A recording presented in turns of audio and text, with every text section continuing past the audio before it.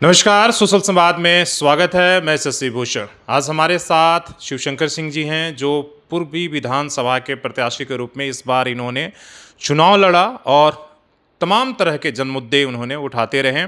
और उससे बड़ी बात, ये सामाजिक कार्यकर्ता हैं, शहर के तमाम मुद्दों पर आंदोलन करते रहते हैं। अब जो शहर के बड़ी समस्या है, आपने देखा कि उन मुद्दों को हमने कल ट्रैफिक समस्या के मुद्दे उठाए और कई सारी बातें हमने कही, जिसमें उन मुद्दों के ज़रिए सदन के अंदर, विधानसभा के अंदर भी चर्चा हुई और मैंने वो सड़कों पर उठाया।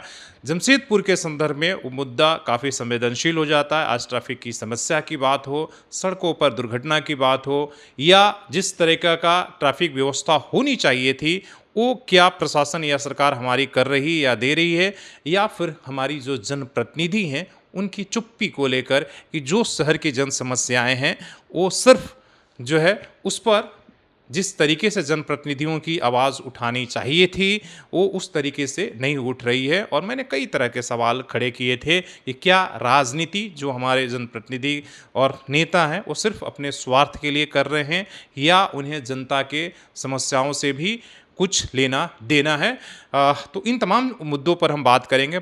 शुरुआत वहीं से करते हैं, इसलिए कि इन्होंने पूर्वी विधानसभा में प्रत्याशी के रूप में तमाम सारे मुद्दे उठाए और एक तरीके से उन मुद्दों के जरिए इन्होंने कई तरह की बातें, सवाल उठाए थे और हम उनसे बात करेंगे। सबसे पहले आपकी बातचीत करने के लिए स्वागत है। सवाल मेरा वही है कि आज जो शहर के ट्रैफिक समस्या है और जिस तरह से आए दिन पुलिस प्रशासन पर लोगों के गुस्सा भड़क रहा है या पुलिस प्रशासन टारगेट में है, आप पूरी समस्या को किस तरीके से देख रहे हैं कि आज जमशेदपुर के लिए ट्रैफिक कितनी बड़ी समस्या हो गई है?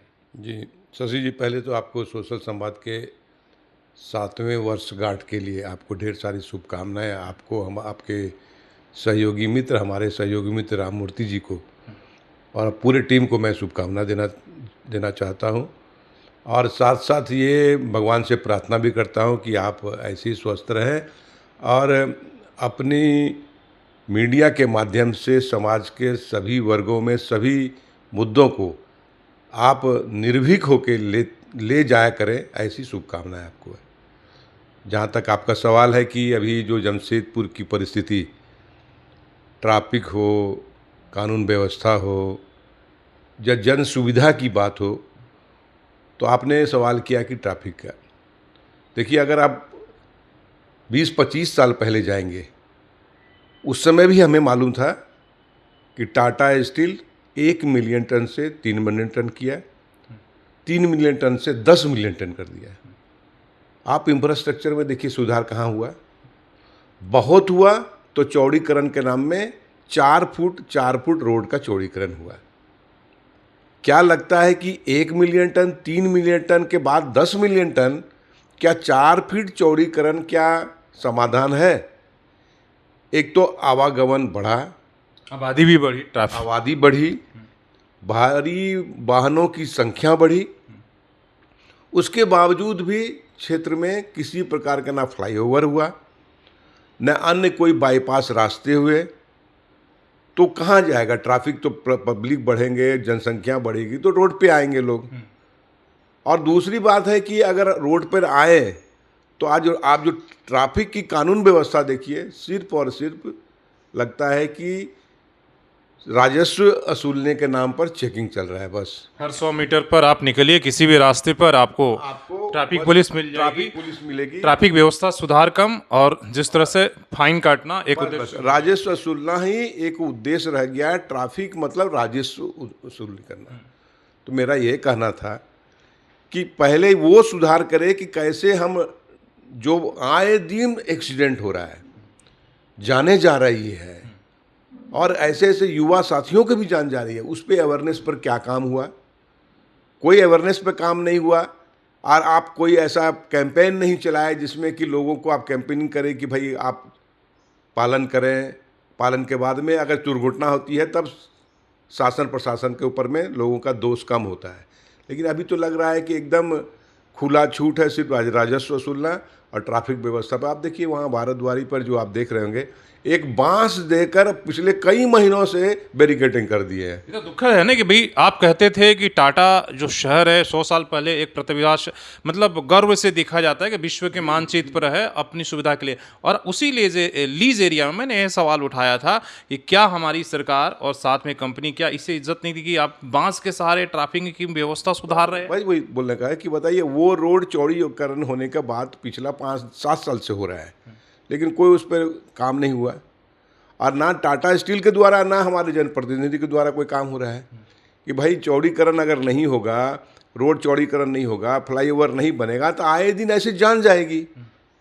तो इसके बारे में टाटा स्टील के साथ साथ जनप्रतिनिधि को भी, यहाँ हमारे सांसद हैं, हमारे विधायक हैं, अन्य भी जितने जनप्रतिनिधि हैं, उनके आपके माध्यम से मैं हमारा रिक्वेस्ट रहेगा, शहरवासियों का एक आवेदन है कि जल्द से जल्द इस पर विचार करें, नहीं तो आने वाला समय में ये मौत का शहर हो जाएगा। हुई गया, कल ही समीक्षा हुआ जिला प्रशासन के तो उन्होंने कहा कि 25 इस महीने जो लास्ट महीने है 25 मौतें एक्सीडेंट ये हुई है। सेफ्टी की जो एक हर महीने कोरम होती है जिसमें डीसी होते हैं, ट्रैफिक डीएसपी होते हैं, डीटीओ तमाम अधिकारी होते हैं। तो भैया ये 25 और 30 जो मौतें हो रही हैं, क्या इसे बचाया नहीं जा सकता है?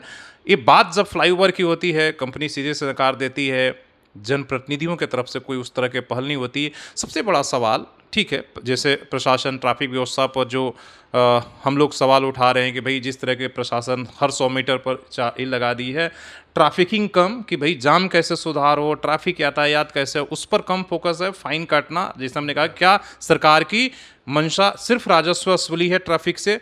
इस पर जो हमारे जिनको आवाज़ उठाना ही चाहिए जनता के प्रति, हालांकि विधानसभा में सरयू राय सवाल उठाए, जनप्रतिनिधियों के जिस तरीके से आवाज़ उठानी चाहिए वो चुप्पी क्यों है? क्या कारण है? क्यों हम इतने चुप हैं? क्यों डरे हुए हैं? आखिर आवाज़ क्यों नहीं उठा रहे? किस बात का डर? कहीं ना कहीं लगता है कि जनप्रतिनिधि किसी दबाव में रह रहे हैं, या लगता है कि किसी सरकार विशेष या कोई कंपनी विशेष के बारे में बोलना उनके लिए हानिकारक होगा, उनका जो लाभ उससे मिलना है लाभ नहीं मिलेगा। इसलिए देखिए, कंपनी के केस में कोई नहीं बोल रहा है। ये आप औद्योगिक नगर की बात कर रहे हैं, ये औद्योगिक नगर है और इसमें और बहुत कुछ परिवर्तन होने की संभावना दिख रही है। तो उस परिस्थिति में जो हमारे कंपनी क्षेत्र के घराने हैं, उसका रोल क्या है, और उस रोल के बारे में कोई चर्चा ही नहीं करना चाहते हैं। आप देख लीजिए, पिछला 5 साल में कोई भी ऐसा आंदोलन, पिछला के 10 साल में हमको तो याद नहीं है कि कंपनी के अगेंस्ट में कोई आंदोलन कोई पार्टी की है, कोई जनप्रतिनिधि किया है, क्योंकि ये क्षेत्र तो लीज एरिया वाला क्षेत्र है। यहाँ जो समस्याएं होंगे उसका समाधान के लिए हम लोग डायरेक्ट रूप में मानते हैं कि कंपनी की भूमिका है, लेकिन इसके बारे में कोई भी तरह का किसी पार्टी या किसी जनप्रतिनिधि का कोई आंदोलन नहीं हुआ। हम ये मानते हैं कि हमारे पूर्व के जो विधायक हमारे पूर्वी के थे और अभी पश्चिम के विधायक माननीय सरयू राय जी निरंतर कंपनी के बारे में सवाल उठाते हैं, और हमको लगता है एक काफ़ी नहीं है। जैसे एक चना घड़ा नहीं फोड़ सकता है, तो हमको लगता है सभी जनप्रतिनिधियों को इसमें मुखर होने की आवश्यकता है। पार्टियों को भी है, अगर मान लीजिए जनप्रतिनिधि जो पार्टियां हैं उनको भी अपने स्तर पर आने चाहिए। जो हमारी राष्ट्रीय पार्टी, यहाँ पर 2 बड़ी बड़ी राष्ट्रीय पार्टी है, क्षेत्रीय पार्टी है, सबको ये बात को उठाने की आवश्यकता है। नहीं, अब एक सामाजिक कार्यकर्ता के रूप में हम लोग को भी उठाने की बात है, और अन्य जो भी संगठन सभी को उठाने का है। देखिए, संगठन के रूप में सामाजिक संस्था या अन्य संस्था जरूर छोटे छोटे फोरम में बात को उठाता है, लेकिन उनका कितना महत्व देगा आप समझ सकते हैं। आप तो समझ सकते हैं कि जनप्रतिनिधि या बड़ी पार्टी या बड़ी राष्ट्रीय पार्टी के दल को जितना महत्व मिलेगा, एक सामान्य प्रतिनिधि को, सामान्य जो कार्यकर्ता है, जो सामाजिक कार्यकर्ता है, उसको उतना नहीं मिलता है। तो मेरा आपके कहने का मतलब है, सरयू राय जी पिछले 5 साल में भी पूर्वी क्षेत्र में लगातार जन मुद्दों को उठाए और कंपनी को आगाह करते रहे, लेकिन वही बात हुआ, वो निर्दलीय प्रत्याशी थे, निर्दलीय विधायक थे, उनका बहुत ज़्यादा शायद मेरे को लगता है कि बहुत ज़्यादा बात नहीं बना।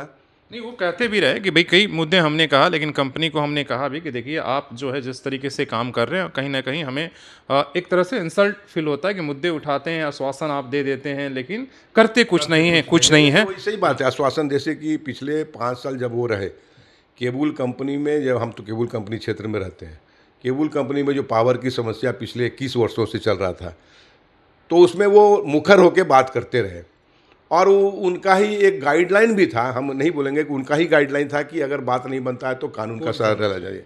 तो उनका गाइडलाइन का भी फॉलो यहाँ के सभी स्थानीय लोग किए और उसका परिणाम फलस्वरूप आप देख ही रहे हैं कि एक आदेश भी आया है कि केबल कंपनी को आप डायरेक्ट रूप में केबल कंपनी के लोगों को जो जो केबल कंपनी कॉलोनी एरिया में उसमें डायरेक्ट रूप में पावर देने का एक कोर्ट के द्वारा आदेश आया है। इसमें निश्चित रूप से माननीय सरजू राय जी का मैं आपके चैनल के माध्यम से आभार व्यक्त करता हूं। लेकिन देखिए, समस्या इससे समाप्त नहीं होती है। अब देखिए, शहर में गर्मी बढ़ रही है। आप देख लीजिए, बिरसा नगर क्षेत्र देख लीजिए, बागुन हाथू देख लीजिए, बागुन नगर देख लीजिए, अन्य जितना भी लीज एरिया से बाहर के एरिया है, आप देखिए पानी का हाहाकार अभी तो मच रहा है। आप चले जाइए अभी ग्वाला बस्ती, मैं पिछले 20 दिन पहले मैं बाहर के प्रवास में था, उसके पहले मैं ग्वाला बस्ती गया था। जो स्लैग एरिया में बसा हुआ लोग है, लगभग आबादी उसमें नहीं भी होगा तो 2000 घरें होंगे, 2000 नहीं तो 1000 घर तो जरूर होगा। हम उसको देख रहे हैं कि एक टैंकर आती है, 1 किलोमीटर नीचे में टैंकर लगता है, उसमें माताएं बहनें भीड़ लगा के रखा हुआ पानी, पीने का पानी ले जाने के लिए उनको सुविधा है। वो बरसों बसे वहाँ, लेकिन अभी तक एक मूलभूत सुविधा नहीं मिल सका उनको। पानी, पीने का पानी के लिए 1 घंटा लाइन लगाई है, टैंकर कब आएगी पता नहीं है, आएगा तो उसमें भीड़ लगा रहेगा, हो सकता है कि अंतिम आदमी को पानी मिले भी ना। तो ये परिस्थिति पिछले 25-30 साल से यहाँ राष्ट्रीय पार्टी के लोग यहाँ काम रहे, जनप्रतिनिधि रहे, लेकिन मूलभूत सुविधा कुछ नहीं मिल रहा है। सवाल मेरा यही है कि ट्रैफिक की बात हो, जैसे जल प्रदूषित हो रहा है, हवा प्रदूषित हो जाए, आवाज़ जो आप कह रहे हैं कि सबको उठानी चाहिए, राष्ट्रीय पार्टी हो या क्षेत्रीय हो, सबको अगर आवाज़ मिलकर उठाया जाएगा तो कहीं ना कहीं हो सकता है कि इसका निदान उठने, नहीं तो 1-2 लोग आवाज़ उठाते हैं, सरकार को भी असर नहीं पड़ता और कंपनी पर भी असर नहीं पड़ता। मेरा दूसरा सवाल ये है कि चुनाव था, सभी पार्टियों ने, आप भी कैंडिडेट थे, मलिकाना हक की बात किया गया सदन में। पिछले दिनों यहाँ के जो स्थानीय विधायक है सवाल उठाई, सरकार ने तो कह दिया कि भाई वो तो अतिक्रमित है, जिसमें एक बस्ती का नाम हुआ रघुवर नगर। तो मलिकाना कहाँ, मलिकाना हक की बात हुआ और कहाँ अतिक्रमण का? दोषी कौन है कि अब उसको अतिक्रमित कहा जाएगा? उन 86 बस्तियों का बात यहाँ झुंझुना सबने भी दिखाया कि भाई मलिकाना हक मिलेगा, लेकिन अब तो अतिक्रमित कहना अपने आप में एक बहुत बड़ा अपमान की है विषय खड़ा हो गया है। आप इस तमाम मुद्दों को किस तरीके से देखिए शशि जी, ये मुद्दा पिछले 25 वर्षों से लगभग 2005 से मुझे लगता है कि लगातार जब से लीज से बाहर किया। हाँ, तो ये लगातार एक ये मुद्दा जमशेदपुर नहीं पूरे झारखंड में ये चर्चा का विषय रहा। 86 बस्ती, और 86 बस्ती पर ही लगभग विधानसभा के 4-5 चुनाव हुए, पूर्वी की राजनीति एकदम में रही, और लोकसभा के चुनाव में भी ये सक्रिय रूप में रहा है। और हम ये आपके माध्यम से सवाल करना चाहते हैं कि आज ही क्यों विधानसभा में स्थानीय विधायक के द्वारा उठाया जा रहा है, जब हमारी परिस्थिति विधानसभा में कमज़ोर परिस्थिति है, हम विपक्ष की भूमिका निभा रहे हैं, हमारे मेंबर कम हैं।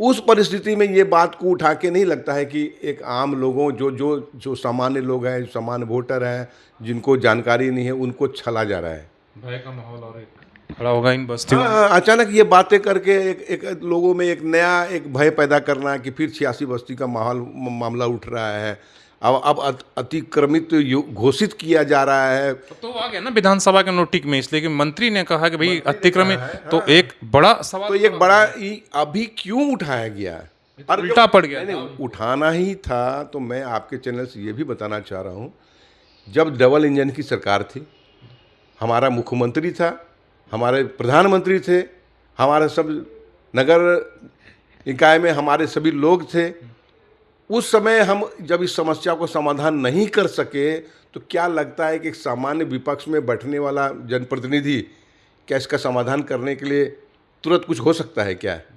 तो कहीं नहीं लग रहा है कि जब उस समय वो मुद्दा को अपने हाथ में जब पूरा पावर था, हम नहीं कर सके उसका, तो आज एक सामान्य विधायक या सामान्य जनप्रतिनिधि विधानसभा में बात को उठा के और मामला को पेचीदा किया जा रहा है। ये पेचीदा वाली बात हो गई। कभी ये ऐसा चर्चा भी नहीं हुआ कि 86 बस्ती अतिक्रमित है।